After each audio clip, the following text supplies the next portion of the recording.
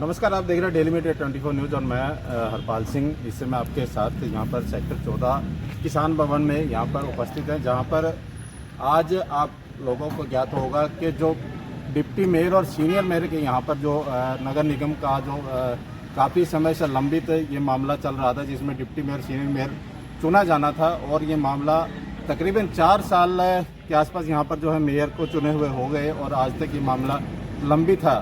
लेकिन अभी आज जो यहाँ पर चुनाव उसके किए जाने थे किसान भवन में, लेकिन आज आपको देखने बताएंगे कि आज यहाँ पर भी ये चुनाव जो है कैंसिल किए जा चुके हैं। और कारण बताया जा रहा है कि जो आरओ महोदय है सिमरजीत कौर, उनकी तबीयत अचानक से जो है ख़राब हो गई, जिसके कारण ये चुनाव जो है आज फिर एक बार स्थगित होते हुए आपको नज़र आ रहे हैं। और बताया जा रहा है कि उनकी तबीयत बिगड़ने से जो एक पूरा चुनाव है, जो डिप्टी मेयर सीनियर मेयर का जो चुनाव यहाँ पर किया जाना था, जिसमें आपको ये भी बता दें कि एक सरगर्मी चल रही थी और जैसे एमपी एमएलए आजकल इधर उधर जाते हुए नजर आते हैं, तो यहाँ भी ये मामला नज़र आया था, क्योंकि 8 पार्षद बीजेपी के 8 पार्षद जो है कांग्रेस प्रत्याशी यहाँ पर थे और जिनमें से 20 थे टोटल, जिसमें 8 और 4 जो प्रत्याशी हैं वो निर्दलीय थे। जिनमें आपको बता दें कि अभी 2 दिन पहले ही जो जेजेपी पार्टी के 2 पार्षद हैं, जिनमें से एक सुशील गुप्ता जी है, उन्होंने बीजेपी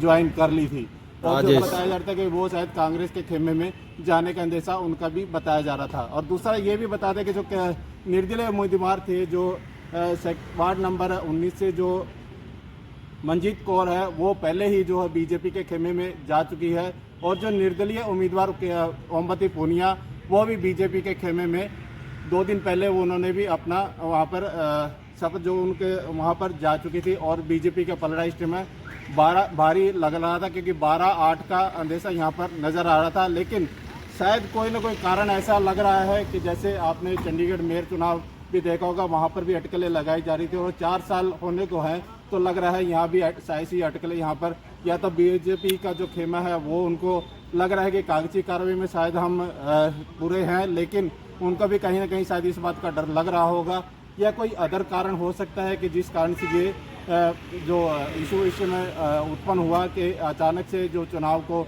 आने बाने में तय भी किया गया और अचानक से इसको कैंसिल भी कर दिया गया। जो कारण आपको बता रहे हैं कि जो मैडम आ रहे थे, उनका यहाँ पर बताया जा रहा है कि तबीयत उनकी ख़राब थी, जिसकी वजह से ये चुनाव कैंसिल किए जाते हैं। और एक अभी ये था कि